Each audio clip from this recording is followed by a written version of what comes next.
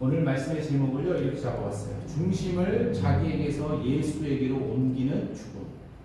중심을 자기에게서 예수에게로 옮기는 죽음이라는 제목으로 우리 하나님 말씀 나누도록 하겠습니다.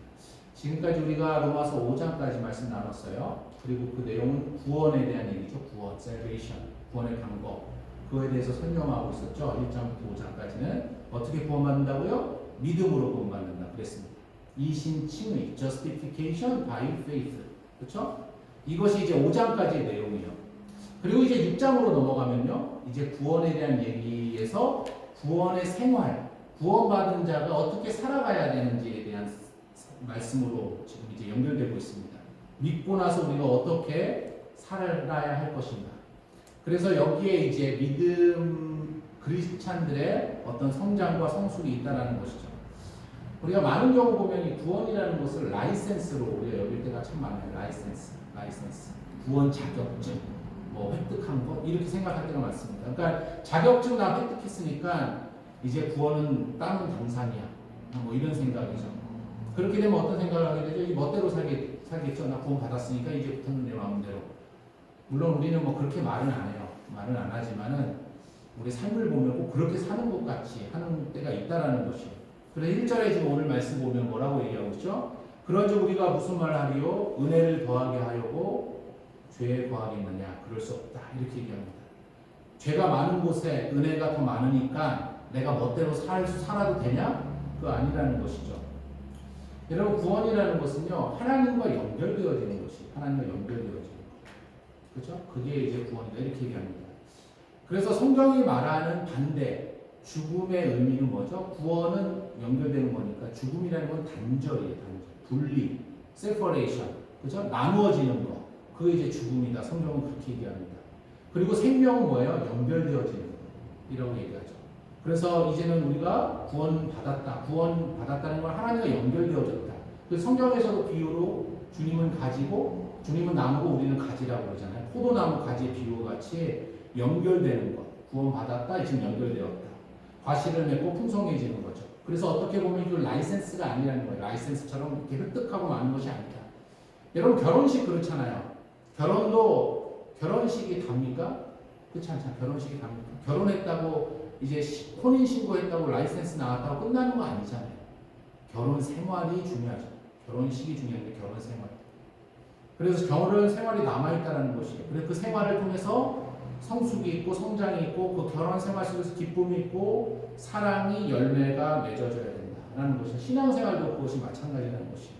이제 우리가 주님과 함께 맺어졌으니까 이제 동행하는 것이죠. 그래서 오늘 말씀도 보면 주님과 함께 연합 이러한 단어가 1절부터 8절까지 보면 9번이나 나옵니다. 함께 뭐 연합한 자 합하여 이런 단어들이거든요.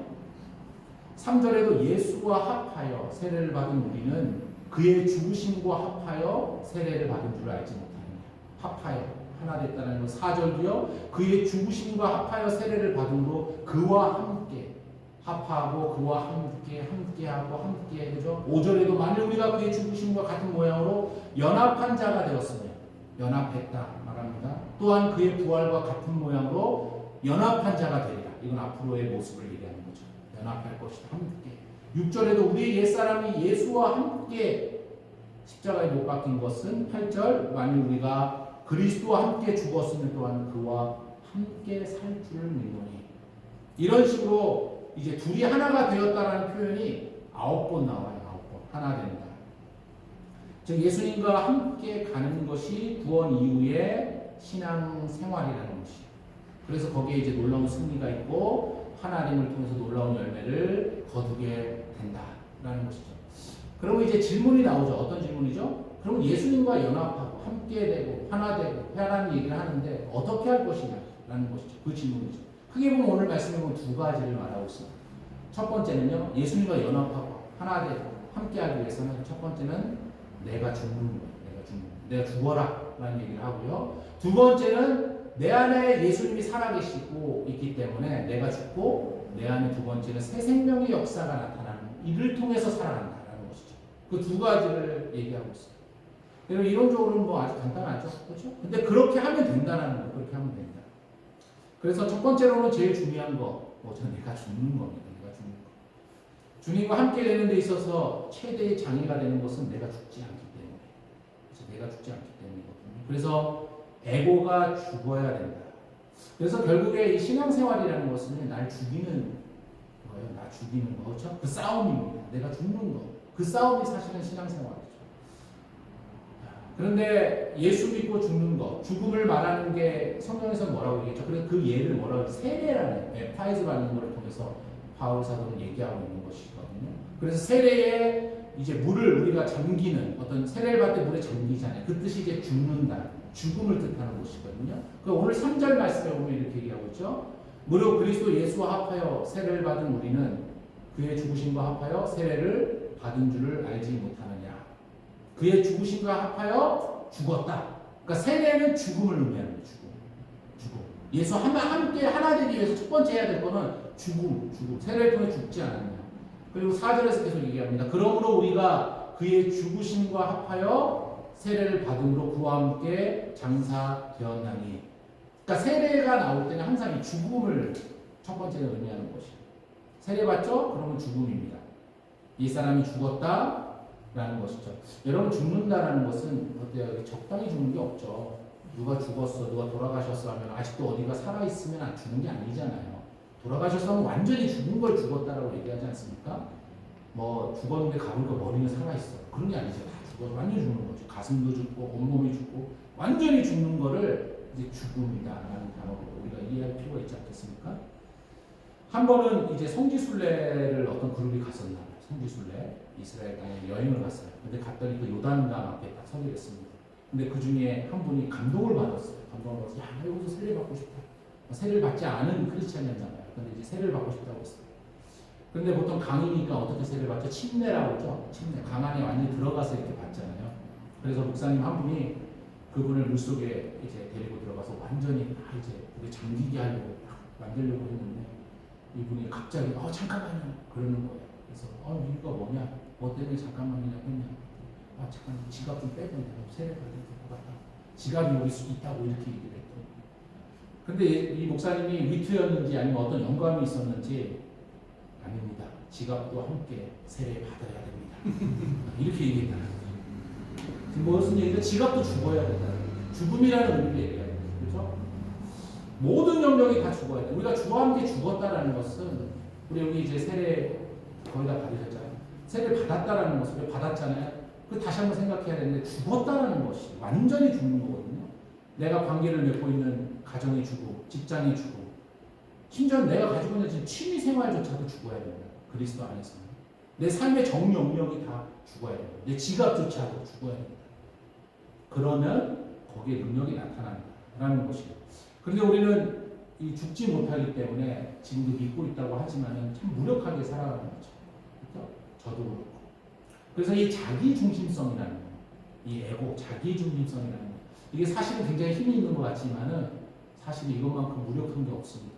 인생을 살면서 할수록, 신앙생활을 하면 할수록 내 중심성을 가지고 있으면 되게 잘 살 것 같지만은 더 무력하게 된다는 것을 우리가 시간 속에서, 그렇죠? 신앙생활 속에서 많이 깨닫지 않습니까?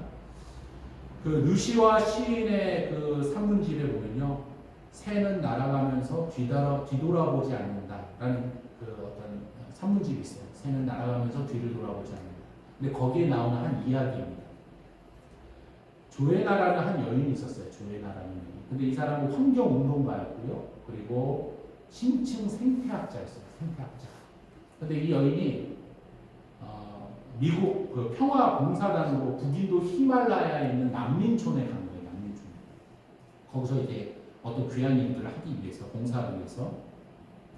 그래서 거기 가가지고 이제 회의를 하게 됩니다. 회의를 하고 차를 이렇게 마시는데 차 속에 갑자기 파리 한 마리가 들어가는 거예요. 파리 한 마리가 갑자기 확 들어갔어요. 그랬더니 자연스럽게 이렇게 파리가 들어가면 사람이 깜짝 놀라잖아요. 약간 미간을 찡그리면서 이게 뭐지? 이렇게 이제 했어요. 그랬더니 그 앞에 앉아 있었던 그 지역의 지도자였던 한 사람이 보더니 무슨 일이 있냐고 왜 갑자기 인상을 쓰니까 그랬더니 이 여인이 가볍게 웃으면서 아무것도 아니에요. 파리가 찻잔에 파리가 한 마리 이렇게 들어가고 갔네요. 이렇게 그냥 가볍게 얘기를 했어요. 그랬더니 그 지도자가 그녀의 찻잔을 이렇게 보더니 파리가 빠졌네. 파리 빠졌네. 이렇게 이제 얘기를 했어요. 그러니까 그녀가 이제 자기는 자기 나름대로 저개발도상국에도 많이 돌아다녀봤고 자기는 생태학자이기 때문에 이런 걸 잘 알고 있다는 생각으로 no problem, 괜찮아요. no problem, no problem 이렇게 얘기를 했던 것이. 그런데 그 현지인 지도자가 가만히 있지 않고 그녀의 찻잔에 담긴 파리를 조심스럽게 꺼내가지고 바깥에 가지고 나가는 거예요. 그런데 한참 있다가 이분이 들어오더니 이 여인에게 말했어요. 이제 파리는 아무 문제 없을 것이니 조만간 파리가 무사히 잘 날아갈 거야. 이렇게 얘기를 했어요. 이때 이 조에나라는 이 여인이 충격을 받은 거예요.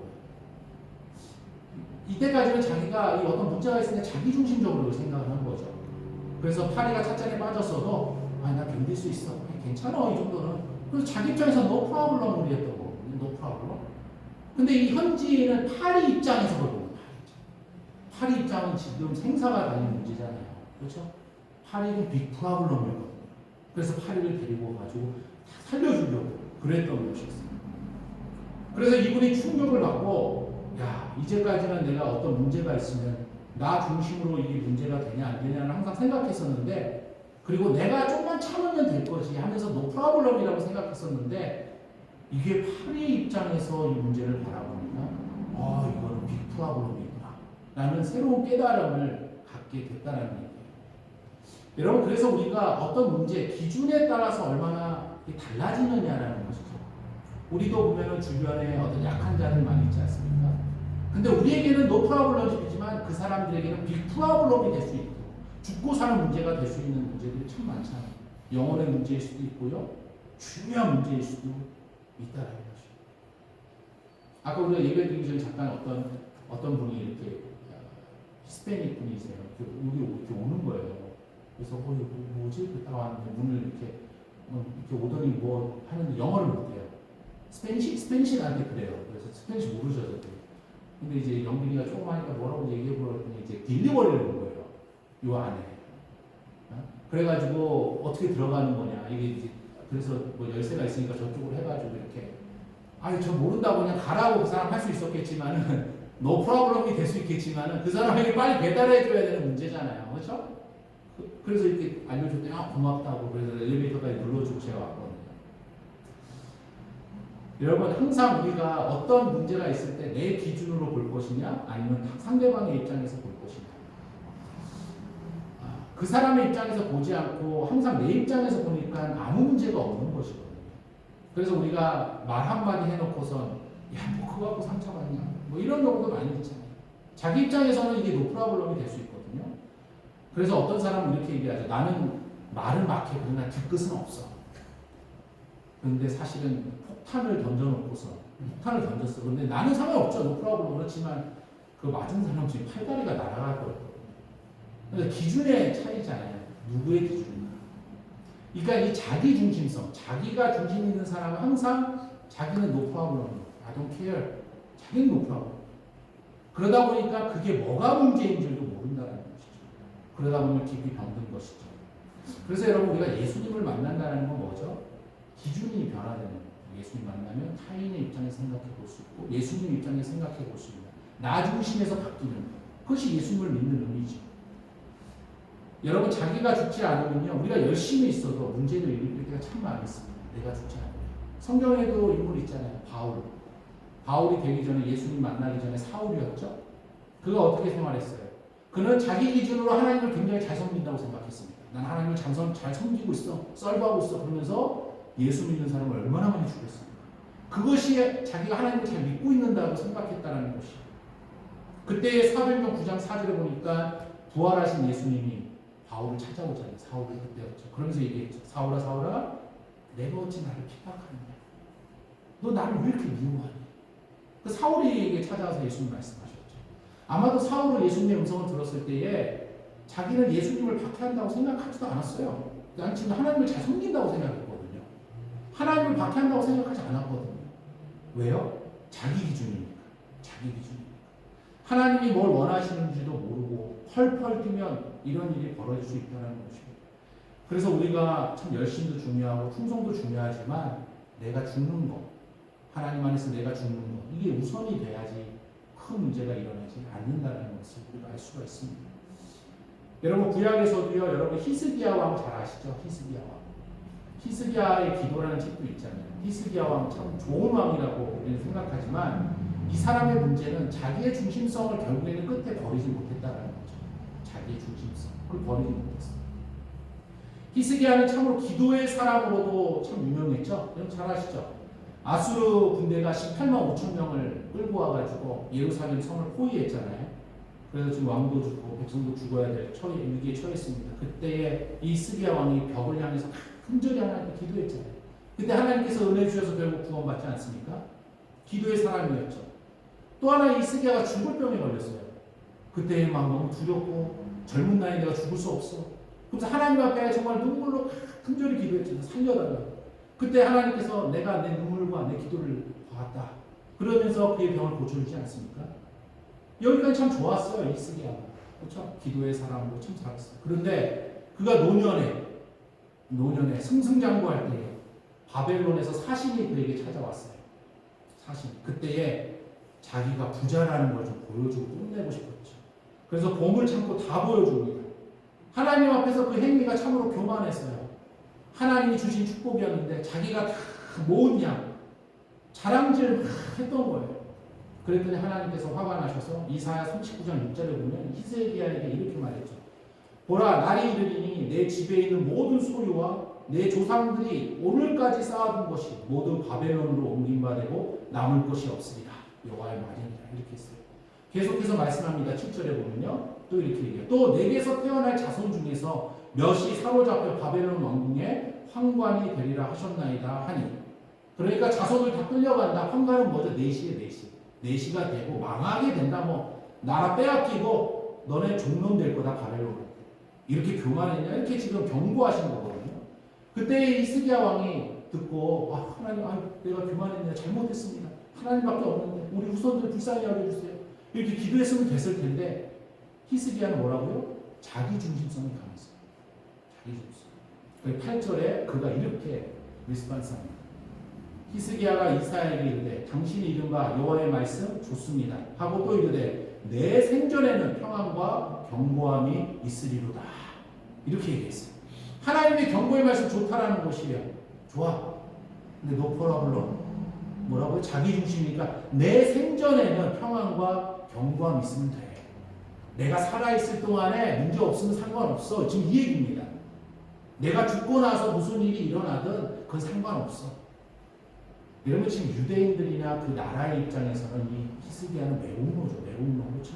지금 나라가 망한다고 하나님이 경고하는데 그 경고를 받아들이고 하나님 앞에서 풀 생각은 안 하고 내가 살아있는 동안은 평안하고 견고하면 뭔 문제가 있어. 내가 죽고 난 다음에 무슨 일이 일어나든 내 자손들한테 내 자녀들한테 무슨 일이 일어나든 무슨 상관없어. 지금 그 얘기예요. 이게 굉장히 자기 중심성의 문제죠. 자기 중심성. 사실 그 나라 그 후손들에게 빅 프로블럼인데 이 사람에게는 자기 살아있는 동안 문제 없으니까 노 프로블럼이라는 것입니다. 이렇게 자기 중심성이라는 것은 참 무서운 것이죠. 아무것도 이루지 못하고 결국에는 다 무너져 버립니다. 여러분 예수님 만나야 되는 이유가 바로 여기에 있습니다. 그래서 자기 중심성이 깨지는 것, 그것이 예수님을 믿는다는 의미라는 것이에요. 여러분 이 자기 중심성이라는 또 중요한 요즘 우리의 삶을 보면요, 참 요즘에 이렇게 사는 분들 보면 분노 조절 장애, 그렇죠? 참 많은 것 같아요. 저도 그렇고 IED라고 하죠. IED 분노가 이 앵거가 조절이 안 되는 것. 화를 참 많이 내는 그런 시대를 우리가 살아가고 있는 것 같습니다. 다들 화가 나 있는 것 같고요. 왜 이렇게 많은 사람들이 여러분 화를 내고 있는 것 같아요? 그런데 이제 화를 내면 뭐가 다르죠? 보면 소리를 지릅니다. 그렇죠? 화날 때 소리 지릅니다. 그래서 제가 왜 화나면 소리를 지르냐 물어봤어요. 제가 물어봤더니 왜 이렇게 화날 때 소리를 지르냐? 그러니까 이유가 간단해요. 화나서. 여러분 진짜 왜 소리를 지를까요? 여러분 사실 화를 낸다는 것은요, 어떻게 보면은 그 깊은 곳에 좀 교만함이 있고 화를 내죠. 화를 내고 소리를 지른다? 내가 아직도 힘이 있다라고 생각하기 때문에 그런 거 아니겠습니까? 그래서 여러분 군대에서 보면은 이등병들은 절대로 화를 내지 않아요. 그렇죠? 이등병들이 화내는 거 맞습니까? 그렇죠? 병장 정도 돼야 화를 내지 자기가 바닥이라고 생각하면은 화를 낼 수 없어요. 지금 해야 될 일들도 너무 많기 때문에 그럴 여유가 없다라는 것이죠. 화를 내는 이유는 물어보면 평정심을 잃어서 뭐 이성이 그 순간 마비돼서 다 맞는 것 같아요. 그런데 여러분 지금 상대가 바로 코앞에 있어요. 너무 가까운 데 있어요. 가까운 데 있는데 굳이 큰 소리로 얘기하지 않아도 되는데 화가 났을 때는 소리가 커지죠. 막 소리를 지릅니다. 여러분 왜 그런 것 같아요? 그것은 사실은 서로의 가슴이 멀리 떨어져 있다라는 깊은 의식 속에 소리를 지르고 화나면 소리를 크게 낸다는 것이.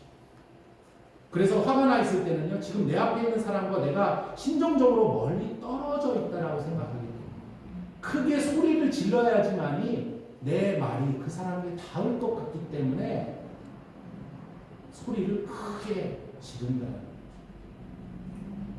소리를 막 질러야지만이 그 사람과 멀어진 그 사이 속에서 나의 어떤 생각과 말들이 들릴 것이다라고 생각하기 때문에 소리를 지른다는 것이죠. 그래서 여러분 소리를 막 지른 사람은 사실은 외로운 거죠. 내 소리를 들어달라는 거거든요. 근데 이게 참 악순환인 것 같아요. 소리를 지르면 해결될 것 같지만 화가 더 나고요. 화가 더 나면 두 사람의 가슴은 점점 멀어집니다. 그래서 화내는 사람들을 보면 인간관계가 다 깨지는 거예요. 그렇죠? 화내는 사람의 주변에 사람들이 오질 않습니다. 멀기 때문에 화를 내는데 더 멀어지는 것이죠. 그래서 계속 멀어지면 어떻게 돼요? 가슴이 죽어버리는 것이죠. 더 멀어져. 그래서 그 다음에는 아무리 소리를 쳐도 들리지 않는 타이밍이 있어요. 그때 이별이라고 하죠. 결별하는 것이죠. 그래서 여러분 사실 지금 이제 화내는 사람을 보면은 그 순간에는 어떤 자기중심성 속에서 근데 다 떠나버린다는 것이죠. 여러분 반대로 사랑에 빠지면 어때요? 소리를 지르지 않습니다. 사랑에 빠지면 소곤소곤하죠. 소곤소곤. 왜요? 두 사람의 가슴이 가깝다고 느끼기 때문에 굳이 크게 소리 지르지 않아도 된다는 것이죠. 너무 가까워서.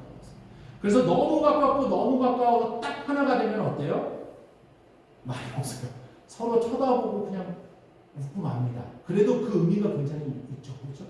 멀리서 있으면 그냥 웃고 웃어도 하나가 됐다라는 느낌이 있기 때문에 굳이 일치가 되면은 이런 일이 벌어진다는 것이. 여러분 우리가 하나님과의 관계에서도 그렇잖아요. 하나님이 때로는 우리 삶 속에 참 멀리 있다라고 느낄 때 우리가 소리 지르지 않습니까?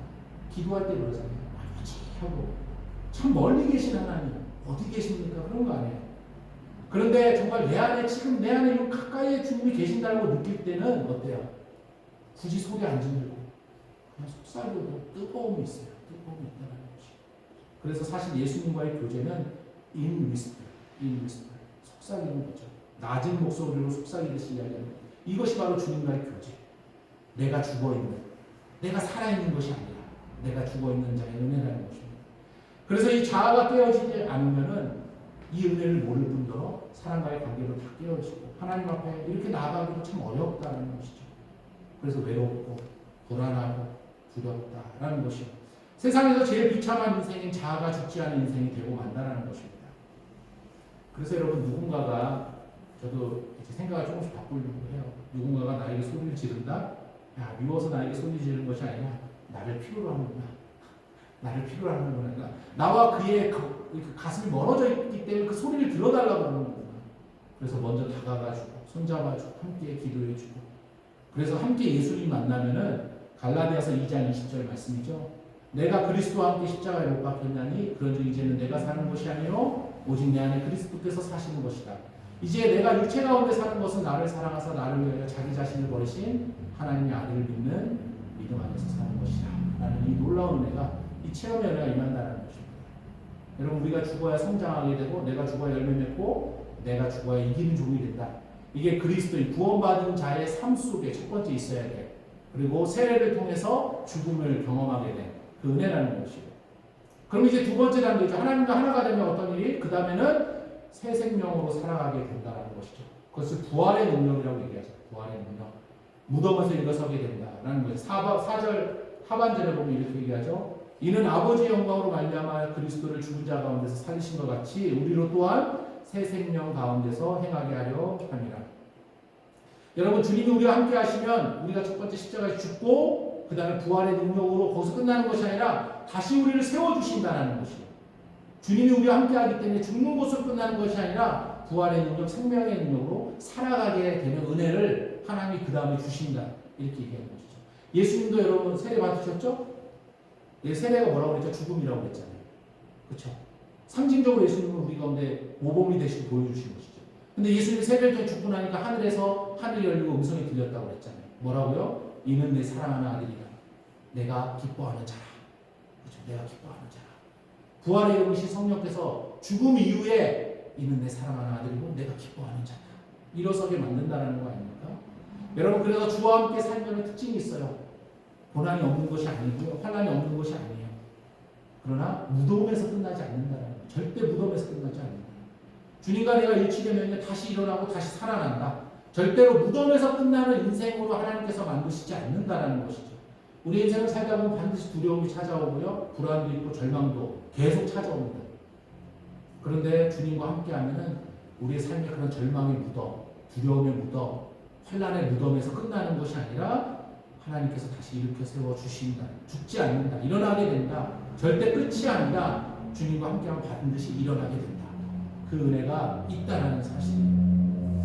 여러분, 좀 오래된 책인데요. D.C. 윌슨이라는 사람이 쓴 책이 있어요. D.C. 윌슨이라는. 이 영어 원제목은 Take My Hand. 내 손을 붙잡고 가소서.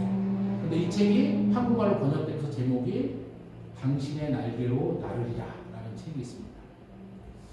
인도에 사시는 한 의사분에 대한 얘기예요. 의사. 인도에 살고 있는 닥터. 이름이 마리 버기스라는 사람입니다. 이분이 인도 부잣집에서 태어났어요. 부잣집. 그랬더니 전도 양양하죠. 뭐 두려울 게 없고 돈도 많고 살아갑니다. 근데 이분이 갑자기 불의의 사고를 당합니다. 그리고 두 다리를 잃어버리게 돼요. 얼굴에도 상처가 있게 돼요. 그동안 가지고 있던 꿈이 다 사라집니다. 삶이 바닥까지 내려갔습니다. 근데 이때 이분이 예수님을 만나요. 그 위기 속에서 주님을 만난 거죠. 그리고 난 다음에 이분의 기도가 어떨 것 같아요? 기도가 예수님 만나고 난 다음에 예수님, 다리가 없는데 다리가 없어도 나에게 힘 주시고 나에게 능력 주셔서 살아갈 수 있도록 은혜 주세요. 이렇게 뭐 기도하지 않겠어요? 그렇죠? 힘드니까. 근데 이분이 이렇게 고백합니다. 하나님께 내가 기도했을 때 나는 다리를 원했다. 다리를 원했다. 내 약함을 원했다. 그러나 하나님께서는 내게 날개를 주셨다. 다리를 주신 것이 아니라 새로운 날개를 주셨다. 이분이 장애를 입고 그 장애를 극복하는 정도로 끝난 것이 아니라 두 다리가 없음에도 엄청난 미니스트리 사역을 하기 시작합니다. 건널 수 없는 강을 건너고 엄청난 사람들을 세우고, 그래서 이 여자분 별명이 인도 나병 환자의 어머니. 나병 환자. 한센스 질병 있잖아요. 많은 한센스 질병에 걸린 사람들을 구원의 길로 인도하는 놀라운 희망을 주는 사람이 되었다는 것입니다. 장애를 극복하는 정도가 아니라 하나님이 날개를 달아주셨다. 이렇게 고백합니다. 그렇기 때문에 우리도 이 주님 다시 만나서 부활의 능력 우리 가운데 임하고 그 능력 가운데 우리가 살아가야 된다는 것입니다. 우리의 삶 속엔 분명히 또 두려움, 염려, 걱정들이 찾아올 것입니다. 근데 언제까지 우리가 인간적인 위로로 그냥 그 순간만, 그 위기만 넘어가면서 살아가야 되는 것입니다. 여러분, 예수를 믿는다는 것은 정말 예수님과 함께 하나 되고 그 부활의 능력으로 다시 한번 일어서게 되는 것입니다. 모든 것이 끝이라고 이야기하는, 그렇지만 끝은 머리, 그 끝을 다시 머리로 만들 수 있는 이 부활을 선언하고 예수님과 함께 일어서야 된다라는 것이죠. 저와 여러분의 요즘의 신앙이 어떤 것 같아요? 우리의 신앙이 참 좋냐 안 좋냐라는 걸 평가할 수 있는 방법 중에 하나가 외로움입니다. 저도 그래요. 제 신앙 상태가 참 좋지 않다라고 할 때 외로움을 더 많이 느끼는 것 같아요. 외로움. 왜냐하면 참 믿음이 흔들리고 믿음이 깨어지는, 믿음이 약해지는 것 같을 때 참 외롭거든요. 근데 예수님 우리 가운데 마태복음 25장에 말씀하셨죠. 내가 세상 끝날까지 너희와 함께 할 것이다 말씀하셨어요. 또 요한복음 16장에 보면 진리의 성령께서 너에게 오셔서 너와 함께하고 너희를 인도해 주실 것이다 라고 또 말씀해 주셨어요. 혼자가 아니다라고 말씀해 주신 거. 성령도 계시고, 또 히브리서 12장에 보면요, 허다한 무리들, 벌써 믿고 돌아가신 그렇지만 하나님 앞에 계신 허다한 우리 성도들이 우리를 바라보고 응원하고 있다고 히브리서 12장이 또 말하고 있죠. 우리의 믿음은 혼자 가는 길이 아니라는 것입니다. 그래서 믿음이 있으면요, 골방에 혼자 앉아 있음에도 불구하고 스테디움에 사람들이 꽉 차서 우리를 응원하는 것보다 더한 응원을 받고 있다는 것이에요. 그것이 정말 믿음의 사람, 홀로가 아닌 사람, 성부, 성자, 성령 하나님께서 함께 하시고 많은 성도들이 지금도 응원하고 함께하고 있다는 것입니다.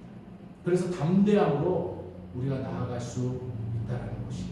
우리가 자꾸 혼자 외로움을 느끼고 혼자라고 느끼는 것은 그 가운데 하나님도 없고 성령도 없고 믿음의 동역자도 없고 내가 혼자라고 자꾸 느끼기 때문에 외로운 것이죠. 이건 믿음이 없는 것이죠. 우리는 근데 이러한 존재가 아니라는 것이에요. 우리를 오늘도 돕고 있는 어마어마한 천사가 있고 성령께서 함께 해주시고 이 하나님의 응원의 성도들과 또 하나님의 도우심을 우리 가운데 있다라는 것입니다. 여러분 말씀을 맺겠습니다.